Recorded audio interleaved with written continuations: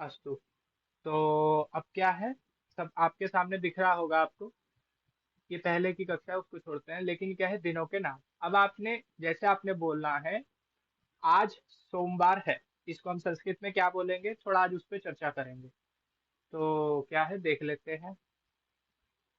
जैसे कि यहाँ लिखा हुआ है, सोमवासरः, मंगलवासरः, बुधवासरः, बृहस्पतिवासरः, शुक्रवासरः, शनिवासरः और रविवासरः। तो हम, अंजलि जी, आज सोमवार है, इसको क्या बोलेंगे? हम्म, है कहाँ गया? ठीक है, कोई नहीं। तो क्या बोलेंगे, अद्य सोमवासरः। तो ये कैसे पता चला, ये आज को अद्य क्यों बोलते हैं और सोमवासरः क्या? वास्तव में होता ये है कि हिंदी में जो तत्सम शब्द है, यानी जो सीधा संस्कृत भाषा से लिए गए शब्द हैं, उनको कुछ कभी कभी छोटा कर देते हैं या कुछ बड़ा कर देते हैं। वो कैसे कालांतर में भाषा बदली है उस पर डिपेंड करता है। तो ये देखना पड़ता है। इसलिए सोमवार को वास्तव में क्या बोला जाता था, सोमवासरः। और कुछ पर्यायवाची शब्द लिख दिए गए हैं, जैसे कि मंगल गृह, ग्रह है, गृह है। हाँ, गृह तो घर होता है, ग्रह। तो मंगल ग्रह जो है हमारा, उसका एक नाम क्या है, भौमवासरः। तो वो आपके सामने लिखा है। फिर आता है बुधवासर, जिसको बोलेंगे सौम्य। हाँ, इसे सौम्य पढ़ेंगे, सौम्य। फिर बृहस्पति यानी गुरु। और ये तो बहुत ही कॉमन है, बृहस्पति, बस आपने आगे ये जोड़ देना है, क्या, वासरः। अब क्योंकि आगे आकार के बाद में विसर्ग है, इसलिए वहां पे ऐसे पढ़ेंगे। अगर यहाँ पे कुछ और स्वर होता तो वो देखते फिर हम तब। तो अद्य, आज क्या है, आज है अद्य भानुवासरः अस्ति। तो आप ऐसे वाक्य बना सकते हो। इतना तो बोलना आया कि आज रविवार है, अद्य भानुवासरः अस्ति, अद्य रविवासरः अस्ति इत्यादि। तो अब देखते हैं विक्रम संवत इस कैलेंडर को। संवत का अर्थ ही कैलेंडर होता है, जिसको पंचांग तो जैसे वही है कि क्या डेट है इत्यादि। तो कोई मुझे आज बताएगा कि आज का पंचांग क्या है, कौन सा मास चल रहा है, कौन सी तिथि है? पता है किसी को?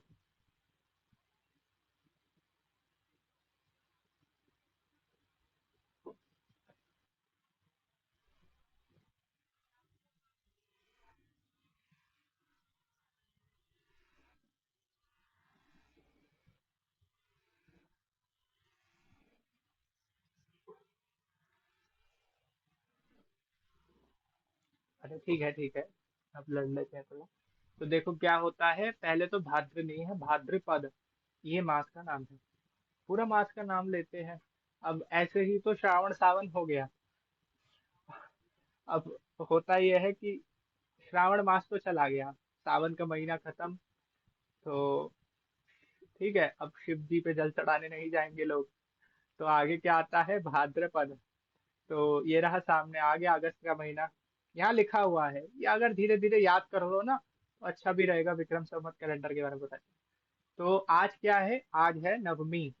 अब क्या होता है देखो, अष्टमी तिथि के दिन जन्मदिन हुआ, कल हमने जन्माष्टमी बनाई। तो जैसे ही सूर्योदय हुआ, नई तिथि लग गई। हो सकता है कि तिथि खत्म हो जाए दोपहर के दिन ही, या फिर ये हो जाए कि सूर्योदय होने वाला हो 5:45 पर और तिथि खत्म हो जाए 6:30 बजे। क्योंकि तिथि सूर्योदय के अनुसार नहीं चलती। लेकिन पूरा दिन क्या मानोगे आप पूरा दिन मानोगे नवमी। तो हो सकता है जैसे उन्होंने बोला कि अभी दशमी चालू हो गई हो, भी मैंने देखा नहीं कब तक क्या नवमी, परंतु हम नवमी पूरी मानेंगे आज के दिन तक। अब अगले दिन जब सुबह सूर्योदय होगा, उस समय जो सी तिथि चल रही होगी कल, वो निर्धारित होगा। इसलिए कभी कभी क्या समस्या आ जाती है कि एक ही दिन दो तिथियां बैठ जाती है।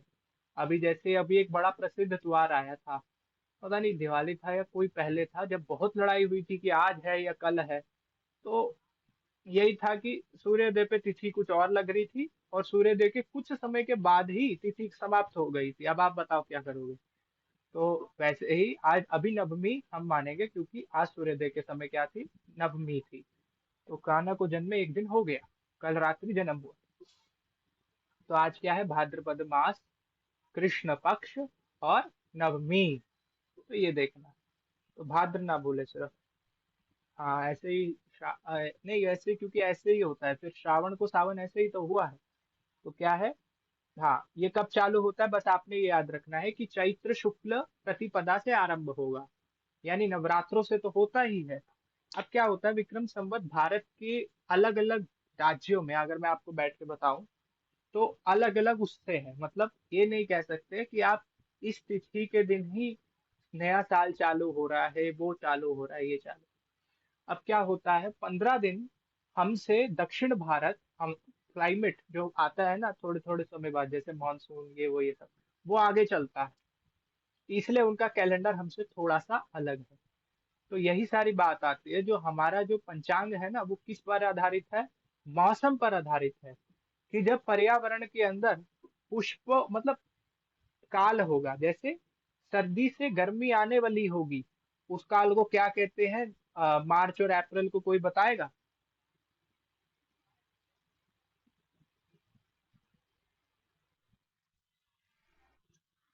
हाँ हाँ, वो तो मास हो गया, चैत्र मास हो गया आपका, मतलब उस मौसम का क्या नाम है, जैसे ग्रीष्म ऋतु, हाँ ऋतु का क्या नाम है, ग्रीष्म ऋतु, या हाँ। ठीक। अब काव्य के अंदर तो लिखा ही कितना गया है कि वसंत के ऊपर क्या मौसम है, फूल खिले हैं, ये वो ये वो, तभी तो आपके पेपर उस समय कराए जाते हैं, इसलिए तो, ताकि आसानी हो इत्यादि। और दूसरा समय कब होता है पेपर कराने का, 12th तक। हाँ, अब वसंत को क्या बोला गया है, ऋतुराज। आपका मौसम नया नया खिला है, ऋतुओं का राजा आपके सामने खड़ा हुआ है, और अब आपका नया साल बनाया जाएगा। तो ये भी नहीं है कि ठंड है। अब देखो ना, तभी तो कहते हैं, अब मैंने पिछली कक्षा में भी बोला था, अगर आप किसी की आलोचना करो ना तो ऐसे ना करो कि आप ये मान लो कि हमारा बहुत अच्छा है। हमारा अच्छा इसलिए है क्योंकि हमारे पर्यावरण के अनुसार हमारा जब चैत्र मास लग रहा है, यानी नया साल आरंभ हो रहा है, तब पर्यावरण में स्थिति देखो कितनी अच्छी है, क्या स्थिति होती है। मतलब अभी तो आज के परिप्रेक्ष्य में नहीं देखना, आजकल तो ग्लोबल वार्मिंग की वजह से फिनिश खत्म हो गया है, लेकिन अभी भी स्थिति ये तो है ना कि ना ज्यादा गर्मी है ना ज्यादा सर्दी, और मौसम क्या है, नए नए पुष्प खिले होते हैं। तो इसलिए आप नए साल का आरंभ करिए नवरात्रों के साथ। तो चैत्र शुक्ल, हाँ चैत्र कोई ना बोले, चैत्र लिखा है वो, चैत्र, चैत्र शुक्ल प्रतिपदा से आरंभ होता है क्या, नया विक्रम संवत। तो अभी कौन सा साल चल रहा है इसके अकॉर्डिंग,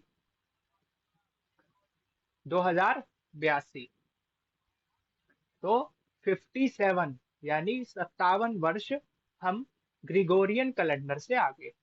अब ये क्यों बताना आवश्यक है, देखो संस्कृत पढ़ने का सिर्फ ये अर्थ नहीं है अनुवाद आ जाए, संस्कृति को जानना, अभी और भी श्लोक में धीरे धीरे बता ही रहा हूँ, गीता करा रहा हूँ।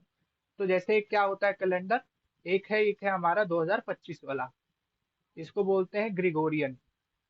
हो सकता है स्पेलिंग मिस्टेक हो जाए, पर चलता है, ग्रिगोरियन कैलेंडर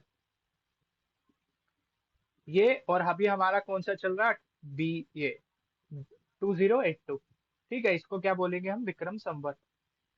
राजा विक्रमादित्य थे, उनके नाम पे रखा गया है। क्या इससे पहले हमारे पास वो नहीं था कैलेंडर, मतलब यही आप मानेंगे कि इससे पहले था वो, अब विषय छोड़ दीजिए। तो अब ये देखो, यहाँ पे कितना अंतर आ गया, +57 ईयर्स का। तो हम उनसे 57 वर्ष आगे चलते हैं। और अगर आप इसके अनुसार पालन करें ना वास्तव में इसका, क्योंकि आप भारतीय उपमहाद्वीप पर रह रहे हैं, सब कॉन्टिनेंट जिसको बोलते हैं, तो आप अपना जीवन सही कर सकते हैं। कैसे, अभी लगा हुआ है चतुर्मास। चतुर्मास में कहा जाता है कि भगवान सो गए, मतलब सो नहीं गए, योग निद्रा में चले गए, आपको ज्यादा पर्यटन नहीं करना चाहिए। तो अब आप देखिए हिमाचल में क्या हालत है, उत्तराखंड, कश्मीर, सब जगह ही बारिश ने कैसे वो क्या कर रखा है, बाढ़। इसलिए आपको चतुर्मास के अंदर प्रतिषेध करा गया है कि आप ज्यादा ट्रैवल मत करो, ज्यादा पर्यटन ना करो, क्योंकि बारिश आएगी, बीमारियां फैलेगी।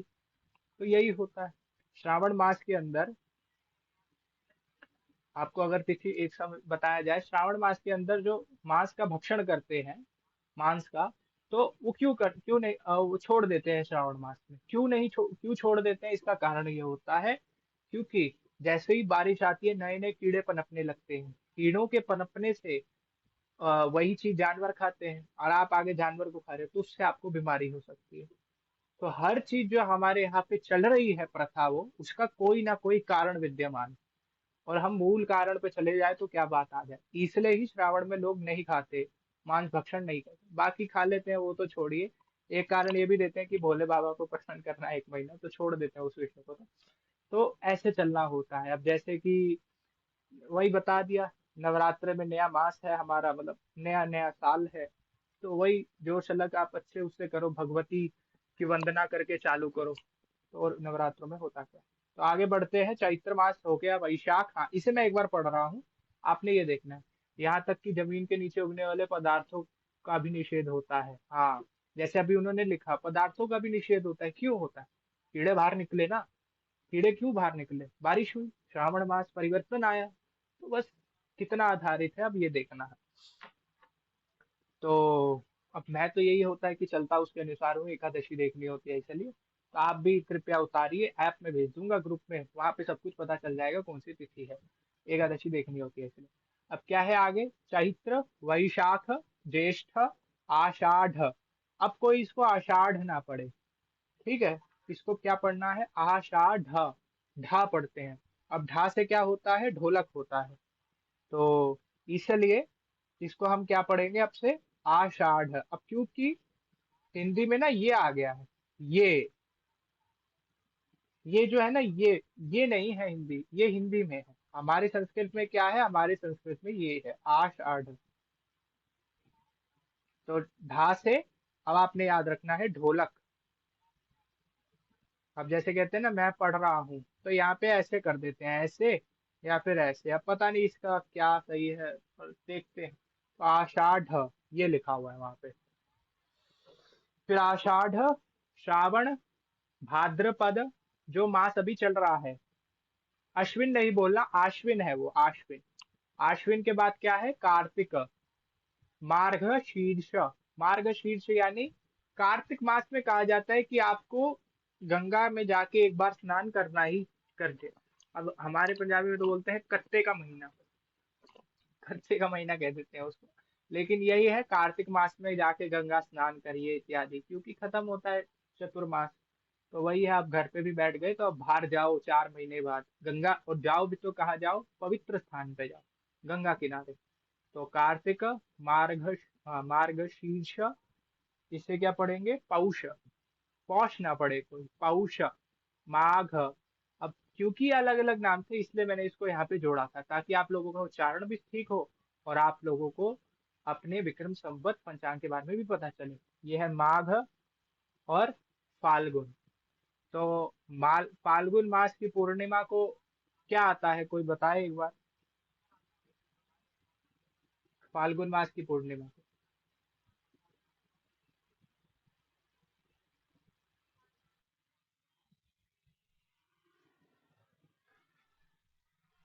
ठीक है, खाटू श्याम मेला भी लगता है और होली होती है। ठीक है, तो ये फरवरी मार्च में आता ही है। तो अब ये देखना है आगे क्या है। तो प्रत्येक मास में दो पक्ष होते हैं। पहला पक्ष क्या होता है? कृष्ण पक्ष। और दूसरा पक्ष शुक्ल पक्ष। अब एक कथा आती है कि चंद्र जी को श्राप मिला था, किससे? दक्ष जी से। तो वो गए थे शिव जी के पास, और शिव जी ने बोला था ठीक है। और श्राप ये था कि तुम अब जीर्ण हो जाओगे, तुम खत्म हो जाओगे। तो शिव जी ने कहा ठीक है, उनको मस्तक पे वो धारित करते हैं। तो वो जो शीर्ण होना था, यानी कि वो खत्म होना था, तो वो कैसे बन गया? एक साइकिल से बन गया। तो क्या होता है, पहले 1 से लेकर 15 तक तो पूर्णिमा, वो चंद्रमा क्या होता है? पूरा चला जाता है। तभी आपको पता होगा कि ये जो पूर्णिमा होती है ना, उसमें आपको चंद्रमा पूरा दिखेगा, फुल, जिसको हम बोलते हैं फुल मून। और अमावस्या के दिन क्या होगा? आपको क्या दिखेगा? जीरो, कुछ भी नहीं दिखेगा। तो यही आपको इस प्रकार कैलेंडर चलता है। ये थोड़ा ज्योतिष का भी विषय है, परंतु पता तो होना चाहिए क्या चल रहा है। बाकी अगर पढ़ लो, खुद से जिज्ञासा हो जाए तो बहुत अच्छा। तो दो पक्ष है, कृष्ण पक्ष और शुक्ल पक्ष। तो अब हमारी पूर्णिमा आने वाली है। देखते हैं आएगी कौन सी, आ रही है नहीं आ रही। नहीं, अभी तो गई शायद। हाँ, तो ये है, उल्टा बोल दिया। तो कृष्ण पक्ष की अंतिम तिथि कहलाएगी अमावस्या, और शुक्ल पक्ष की अंतिम तिथि कहलाएगी पूर्णिमा। तो अब अंजलि जी, आप ये सारी तिथियों के एक बार नाम पढ़ दो और शुद्ध पढ़ना।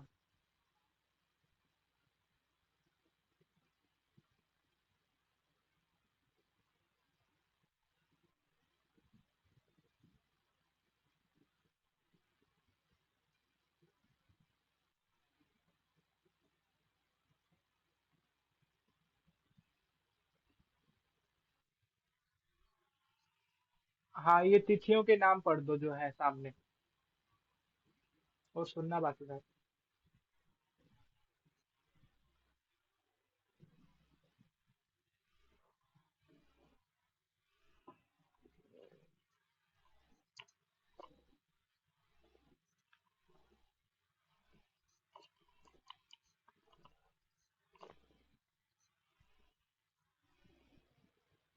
अब जैसे उन्होंने बोला दशी, अब वहीं पर आपने थोड़ा ध्यान रखना है कि आप थोड़ा सा खींच दो, क्योंकि वहां पे दीर्घ है, ई कार है।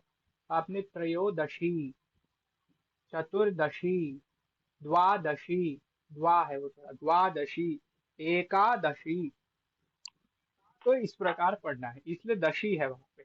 अष्टमी, नवमी इत्यादि। आगे क्या है, कृष्ण पक्ष की अंतिम तिथि अमावस्या और शुक्ल पक्ष की अंतिम तिथि पूर्णिमा। तो अब कौन सी अमावस्या आएगी, वो देख लेंगे अब कौन सी अमावस्या आएगी। इस प्रकार ये हमारा संवत है तथा ये शब्द अव्यय है। तो ये हो गया हमारा कैलेंडर।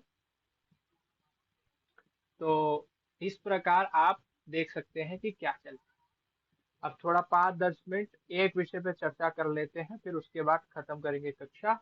बाकी पूर्ण हो गया हमारा द्वितीय अभ्यास तक, मान के चलिए। तो अब हम बढ़ते हैं एक शब्द के ऊपर जिसको बोलते हैं अव्यय। तो होता ये है कि 3 प्रकार के शब्द होते हैं। सबसे पहला शब्द होता है शब्द रूप, फिर आता है धातु रूप, और तीसरा है अव्यय, जो सामने आपको दिख रहा होगा। तो ये जो अव्यय है, आज इस पे चर्चा कर लेते हैं। शब्द रूप हमने चर्चा कर ली अभी, और ये जो धातु रूप है, चल रहा है भवती, भवतः, भवंती, इस पे भी चर्चा हो चुकी है। तो बस इस पे थोड़ी सी चर्चा करेंगे, फिर आगे बढ़ेंगे। तो अंजलि जी, पहले आप एक बार इस श्लोक का उच्चारण कर दीजिए, फिर करेंगे आगे।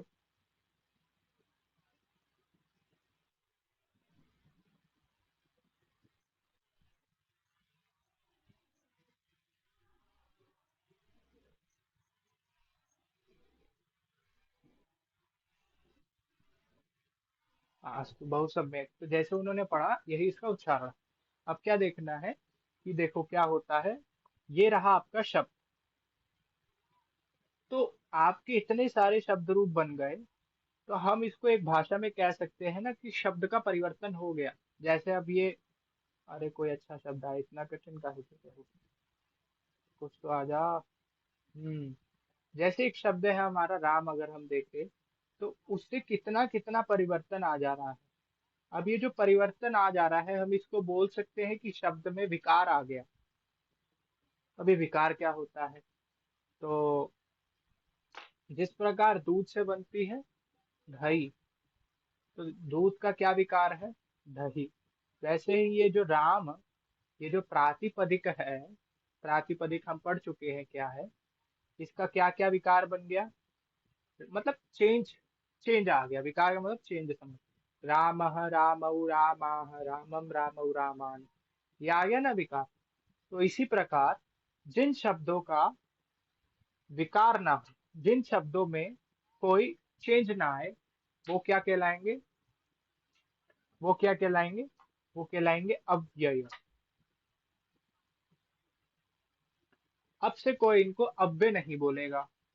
ये जैसा संस्कृत लिखी जाती है वैसे पढ़ा जाता है। तो ये क्या लिखा है, अव्यय। एक चर्चा है वेट और हाइट वाली, पहले भी मैं कर चुका हूँ, लेकिन ये क्या है आप ही बताओ। कोई एक व्यक्ति जो पढ़ना तो जानता है, परंतु जिसने कभी प्रोनाउंसिएशन नहीं सुनी, इनका उच्चारण नहीं सुना, वो कैसे जानेगा कि एक वेट है और एक हाइट है।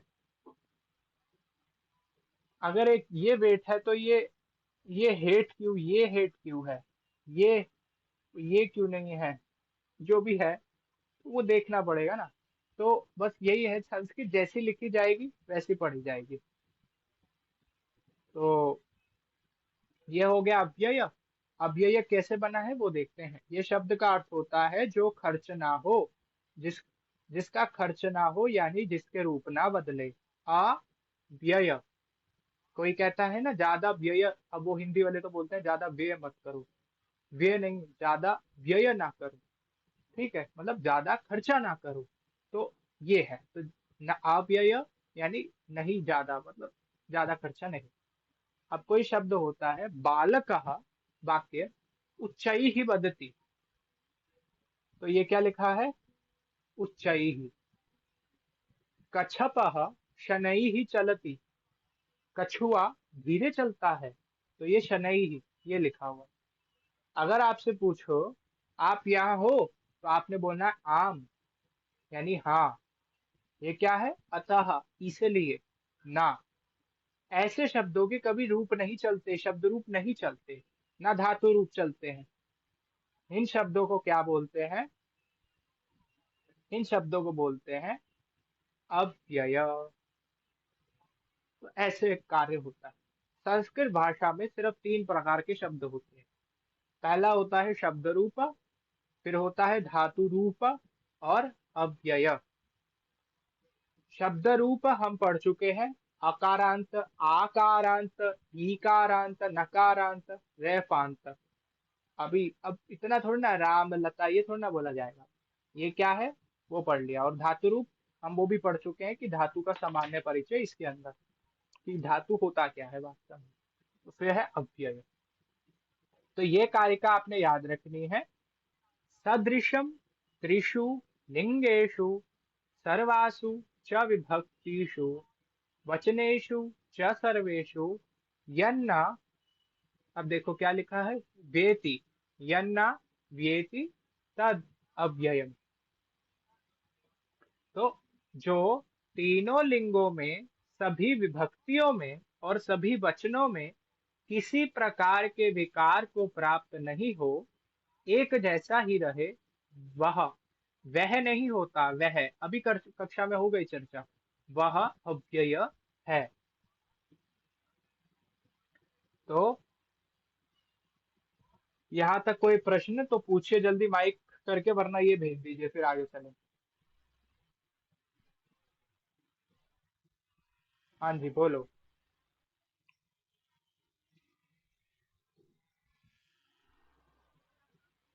अरे यार,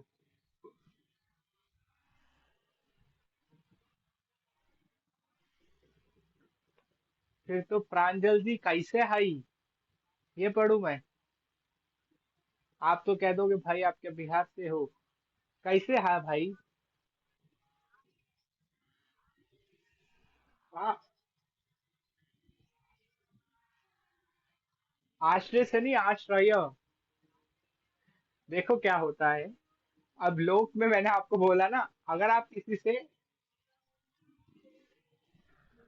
हाँ हाँ मैं समझ गया वो आप बात क्या कर रहे हैं, मैं नहीं, मई। मई समझ गया आप क्या कहना चाहते हैं। और मैं इस भाषा का प्रयोग हिंदी में नहीं कर सकता। तो वरना मई हई कैसई, कैसई ये बोलना पड़ जाएगा। तो अब ये हई ठीक है, ये लिखा है। परंतु देखो क्या होता है, लोक में क्या चल रहा है वो भी देखना पड़ेगा। अगर आप किसी से हौस खास पे खड़े होके बोलोगे हाउस खास कहाँ है, तो कहोगे आप हौस खास पे तो खड़े हो, हाउस खास ये नहीं पता कहाँ है। किसी से आप पूछोगे भाई वैशाली ये कहाँ है, बोलेगा वैशाली तो पता है, वैशाली नहीं पता। तो यही है, थोड़ा देखना पड़ेगा। जैसे अभी सृष्टि जी आए, सृष्टि जी इन्होंने अभी पूछा कि आपको ये पढ़ना चाहिए कि वह अव्यय हाई। तो वो सही कह रहे हैं, आप बताओ क्या बोला जाए फिर?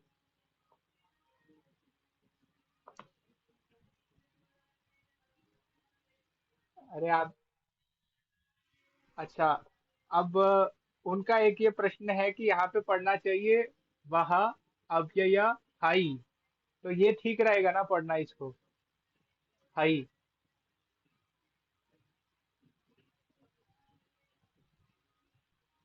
अरे अब भी नहीं आया, बताए जल्दी।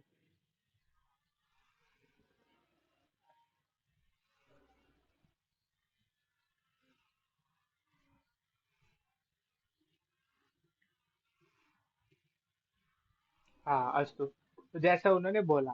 परंतु क्या बात है कि मैंने पहले भी ये बताया था, फॉर अवेयरनेस हमारे को ये जानना पड़ेगा कि क्या शुद्ध है, क्या शुद्ध है, क्या अशुद्ध है। आप लोग समय बोलो तो नहीं चलेगा आज के समय पे आपको समय तब बोलना है जब आप संस्कृत का उच्चारण करो। तो आपको बोलना पड़ेगा कह समय अस्ति इत्यादि, तब ठीक रहेगा।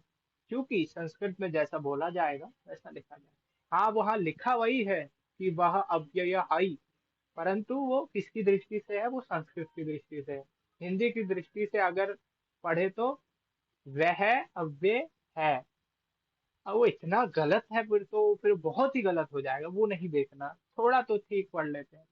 तो बस इस कारिका का यही अर्थ है। तो जो हमने पढ़ी थी, सदृशम त्रिषु लिंगेषु सर्वासु च विभक्तिषु वचनेषु वचनेषु च सर्वेषु यन्न वेति तदप्ययम्। तो आगे यहाँ क्या दे रखा है, बस अब इस पे ये करके करते हैं खत्म। यहाँ क्या लिखा है, अद्य यानी आज। और इसका उच्चारण क्या है नीचे दूसरा और तीसरे का, सृष्टि जी बताइए थोड़ा, ठीक है आपका।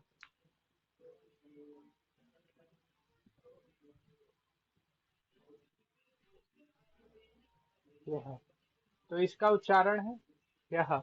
अब देखो हकार के लिए मुंह तो खुलेगा, पर हम ह या ह ये नहीं पढ़ सकते। अब वो लिखा कैसे है, तो ये भी वर्ण विच्छेद करके देखेंगे। तो वो क्या लिखा है, वो लिखा है ये हा, या, आ, और ये आपका विसर्ग। अरे विसर्ग कहाँ चला जाएगा, इधर आ जाएगा नीचे। तो ये पढ़ेंगे यह। अब क्या होता है, इसके लिए मुख तो खुलेगा, पर हा या ह ऐसे नहीं पढ़ेंगे, क्या पढ़ेंगे, यह ऐसे पढ़ेंगे हल्का। और दूसरा है श्वः। तो यहाँ पे क्या है, यहाँ आधा शकार है, शा श्वः। तो इसे क्या पढ़ेंगे, शवः नहीं पढ़ेंगे। अगर शवः पढ़ दिया तो वो तो शव हो जाएगा आपका, शव कुछ और होता है, डेड बॉडी। ये क्या है, श्वः, श्वः हल्का। तो अद्य सोमवासरः, ओ अद्य किम अस्ति, अद्य रविवासरः, ह्यः ह्यः शनिवासरः। हाँ, और श्वः सोमवासरः, ऐसे आपने बनाना है। क्या है, श्वः सोमवासरः, सीधा। तो कल सोमवार है, और कल दोनों में कल आ गया, हिंदी में बीता हुआ कल और आने वाला कल, इसलिए लिखना पड़ा वहां पे। तो ये देखना है, बाकी ये शब्द याद हो जाएंगे। तो ये अव्यय है, इनके रूप नहीं चलते। तो आप देखो, तीन नए शब्द हैं। तो अद्य ह्यः श्वः, अब परह्यः परसों, परश्वः आने वाला परसों, परह्यः बीता हुआ परसों, परह्यः और परश्वः आने वाला। यदि, अब प्रांजल जी आपसे प्रश्न है, यदि अद्य शुक्रवासरः अस्ति तदा परह्यः, परह्यः किम अस्ति, या का अस्ति, परह्यः।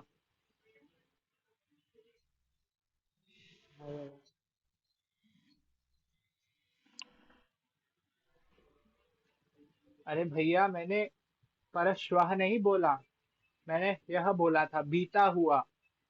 तो शुक्रवार से पहले क्या आता है, 2 दिन पहले।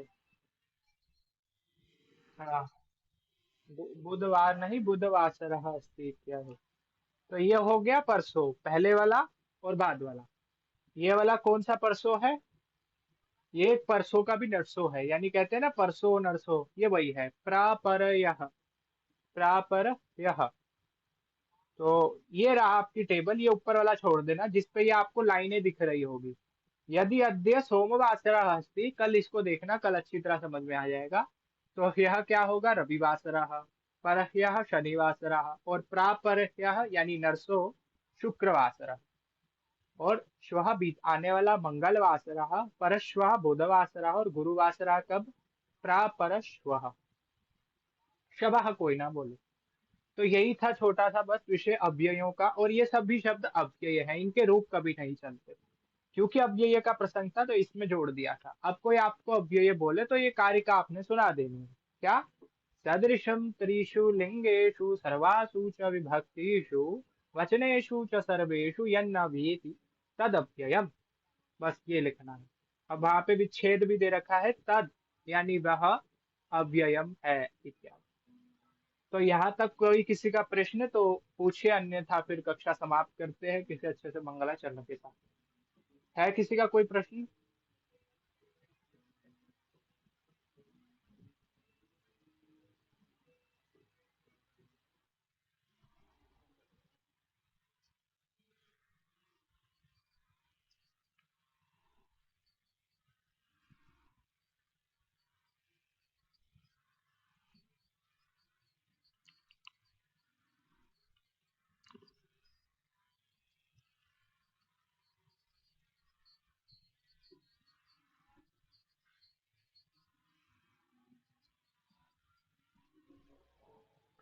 अस्तु, तो देखो जैसे वाक्य का अर्थ बनता है ना कि प्रश्न जैसे ये है कि है का प्रयोग है या नहीं। तो जैसे कि सह बालक, वह बालक, उसका ये हो जाएगा, वह बालक है, तो सह बालक अस्ति, ये बनेगा। मैं पीयूष, अहम पीयूषः, ठीक है।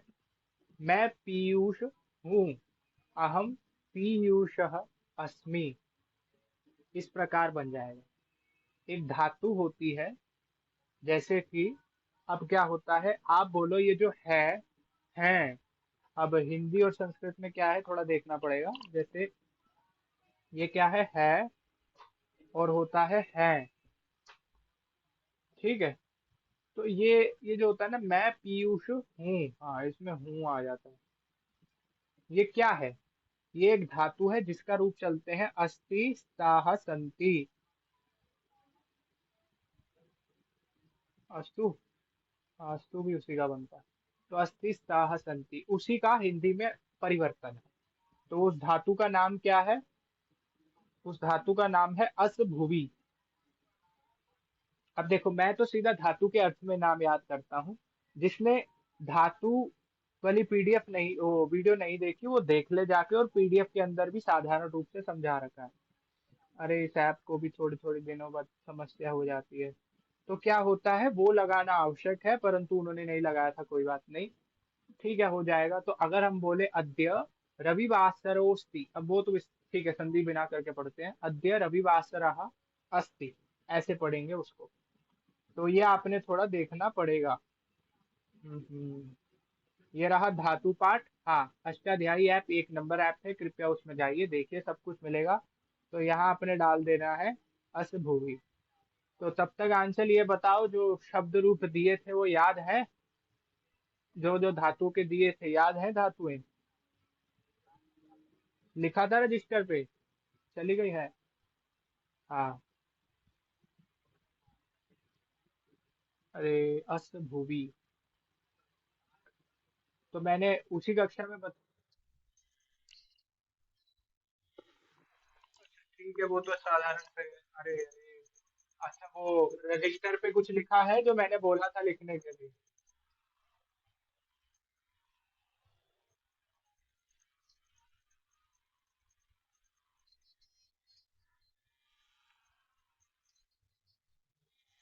ठीक है, कर दो, माइक ऑफ कर दो, कर दो। तो हाँ, तो यहाँ पे आपको दिख रहा होगा, ये क्या है? ये धातु है आपकी असभुवि, ठीक है। ये अदादि गण की धातु है। इसके रूप क्या बन जाएंगे? अस्ति स्ताह संति, असि स्थाह स्था, अस्मि स्वाह स्मः। लगाने का अर्थ जब क्या होता है, जब आपका बोलने का जो अभिप्राय है वो मैच करे, तब आपको लगानी ही पड़ेगी धातु। अगर आप सीधा बोल दोगे वह बालक सह बालक, तो अस्थि का अर्थ रह गया, तो है का प्रयोग होगा, या है का नहीं, हई का प्रयोग होगा ही होगा। तो मैं हूँ, तो अहम अस्मि, हम सब है, वयम स्मः। अब ये कैसे बनता है, ये आगे की कक्षाओं में तृतीय अभ्यास में देखेंगे। तो ठीक है, और कोई प्रश्न किसी का है?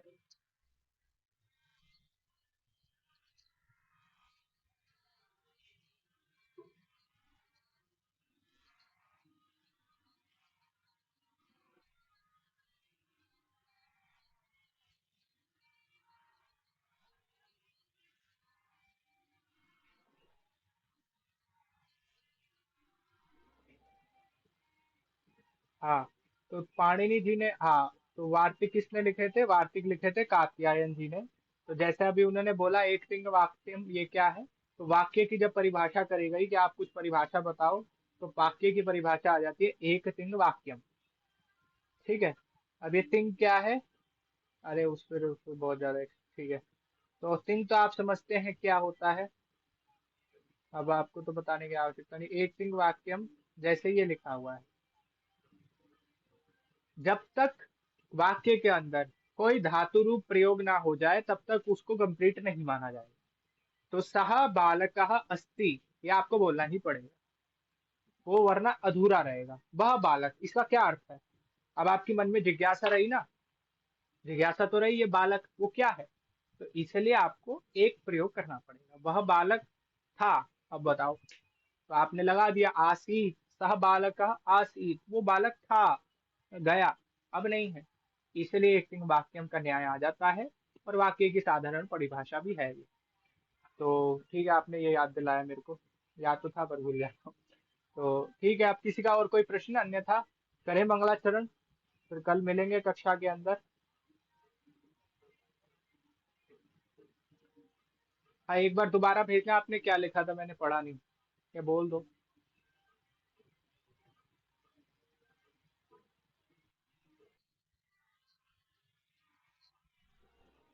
अब कल पूछना थोड़ा, अब मेरे को भोजन भी कर, ठीक है, कल पूछना ये वाला। बाकी मैं बताने बैठा ना, फिर 20 मिनट चले जाएंगे, तो इसलिए। बाकी क्योंकि अब पढ़ने पढ़ाने में तो आता ही, फिर आनंद ये है कि और भी तथ्य खुल जाएंगे, इसलिए कल पूछ लेना, ठीक है। तो करते हैं मंगलाचरण। हमेशा मंगलाचरण से ही प्रारंभ और समाप्ति होती है। अतः यहाँ क्या दे रखा है, मैं पढ़ रहा हूँ। येनाक्षर समाम्नायम अधिगम्य महेश्वरात् कृष्णं व्याकरणं प्रोक्तम तस्मै पाणिनये नमः। येन धौता गिरः पुंसां विमलैः शब्दवारिभिः तमश्चाज्ञानजनं भिन्नं तस्मै पाणिनये नमः। अज्ञानान्धस्य लोकस्य ज्ञानाञ्जनशलाकया चक्षुरुन्मीलितं येन तस्मै पाणिनये नमः। वाक्यकारं वररुचिं भाष्यकारं पतञ्जलिं पाणिनिं सूत्रकारं च प्रणतोऽस्मि मुनित्रयम्। अस्तु, श्वः पुनर्मिलामः। ठीक है, तो यानी कल दोबारा मिलेंगे।